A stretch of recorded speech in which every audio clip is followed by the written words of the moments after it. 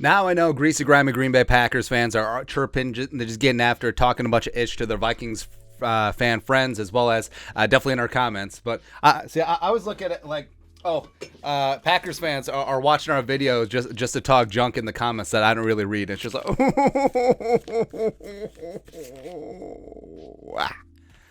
anyways, Kevin O'Connell, Kirk Cousins, Justin Jefferson fed the local media jackals after the game. By the way, sorry, can't hear you. 12-4ing too much. Good luck trying to beat the Lions, make the playoffs. Donkeys. Anyways, media availability. I mean, if you can't laugh at yourself or this football team, I mean, you're going to have a rough life. Anyways, going through some of the presser stuff. Alec Lewis, the Athletic. Vikings coach Kevin O'Connell on injuries. Center Austin Schlutman suffered a fractured fibula in his left ankle, was in a boot and on crutches. He's done for the rest of the regular season. And playoffs. Right tackle Brian O'Neill sustained a calf muscle injury, will have MRI. Now, hopefully, it's just a strain, nothing worse, something that keep him off of it for 2 weeks. Obviously, rest him week 18 against the Bears, get him ready for the wild card round, probably against the Giants. And it would be such a Vikings thing to lose one of the best right tackles in the game off a deflected pick six. Just so stupid. Kevin Seifert, ESPN, who's not Carl Gerbschmidt. O'Connell said the severity of O'Neill's injury has yet to be determined, but said that it sounds like we're going to need a backup right tackle, Oli Udoh, because you do have Blake Brandel on injured reserve already, and that's not a good sign. Not about Udoh specifically, although I do have flashbacks to 2021, but the fact that it said we're going to need him.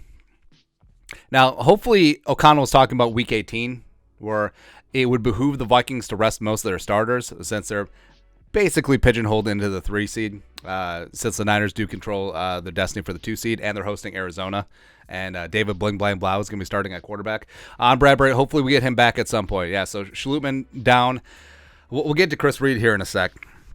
But Schlutman being down, he would start the last 4 games. Bradbury's had back issues, as well as he got flared up after he got in that minor car accident after the Bills game.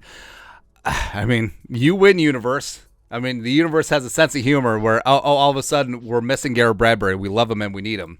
It's crazy, man. Well, Raggett, Sports Illustrated. Kevin O'Connell said the Vikings didn't give themselves a chance to win today. Got to figure out why what I thought was a good week of preparation didn't translate.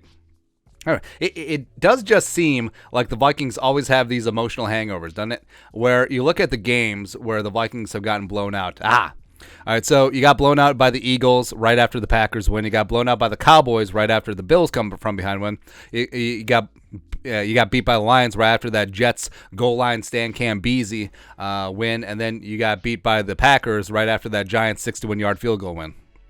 It's kind of weird, man. It's kind of weird. That's on the head coach, though, getting emotions back down and back to work mentality. I don't know. But O'Connell, I love that he does take ownership about everything, doesn't throw guys under the bus, doesn't pass the buck. O'Connell said it starts with him and that he has to be better.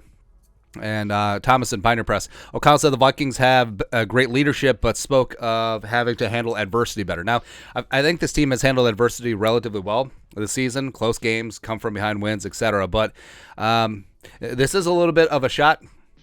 Well, not a shot, not even like a calling out, just like a, hey, leaders on this team. Hey, Kirk Cousins, Adam Thielen, Patrick Peterson, Harrison Smith, Zadarius Smith. Hey, let's step up. Let's step up, man, especially once we're approaching the playoffs where, I mean, these games matter. These games do matter, man.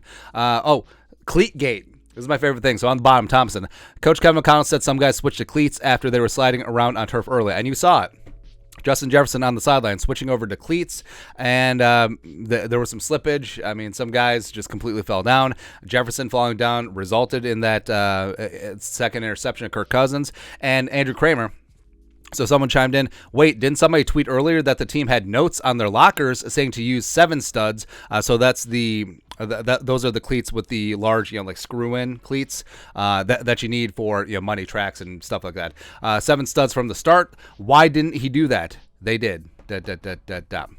Where they did have those notes on their lockers. ... And you saw that a lot of guys didn't have those cleats. And KJ Osborne even talked about how he had them because he was slipping around last year. So if the Vikings knew that they needed to wear the cleats and they didn't do it, even despite the recommendation from the equipment staff, that's a mess. That's a mess, man. Well, Raggets, Kirk Cousins said he'll get more work with Chris Reed in practice this week to get things ironed out. Yeah, Chris Reed, we stopped counting. Where Chris Reed, backup center, he didn't know the snap counts, he didn't know the cadence, and it caused a couple of false starts, which weren't on Ezra Cleveland. It caused a couple of delay of games, and it's like Chris Reed has been the backup center for 4 weeks since Bradbury's been out. How does he not know the silent count? I don't get. That comes down to preparation. That comes down to coaching. It's just redonkulous. Just absolutely lunacy. Then Kramer. Justin Jefferson, it wasn't our day. When we lose bad. We have to find a way to fix that. I mean, that's fair. I mean, the reason why the Vikings have such a piss poor point differential is because the 4 losses are by a lot, and the wins are by not a lot. But a win is a win is a win, man. I don't know. Then wrapping up, Kramer. Justin Jefferson, it was definitely tough getting 1 catch in the game, which was a career low for him. Wanted to be a big part of the offense. Not doing that, I'm definitely hard on myself. It's frustrating to deal with, only having 1 catch and not having a major role in the offense.